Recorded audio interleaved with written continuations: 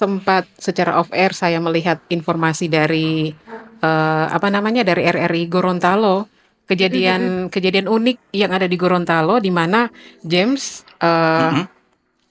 ketika dibagikan makan siang begitu, makan gratis, makan Hmm. bergizi gratis, tapi salah satu anak dia ingat mamanya di rumah Oh, tidak mamanya di tidak rumahnya. makan, jadi dia coba tolong diceritakan Bu, karena kejadiannya ini di Gorontalo ya?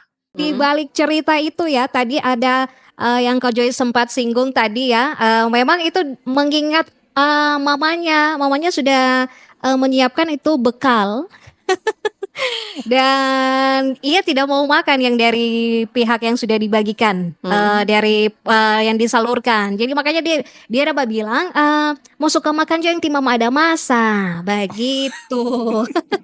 Jadi yang makan siang gratis dibawa pulang ke rumah Iya, begitu? iya. Lebih lebih Mmm. lebih, favorit makanan, Makanan mamanya. Nah, Oh, Iya, seperti itu iya Kak ceritanya. Joyce. Oh, gitu. Ya namanya anak-anak ya Kak Joyce Iya. ya. Ya mungkin, Heeh. dari segi adaptasi yang belum Mhm. terlalu, Nah. eee, Iya. Betul betul. tersosialisasikan ya, karena namanya juga Iya. program baru.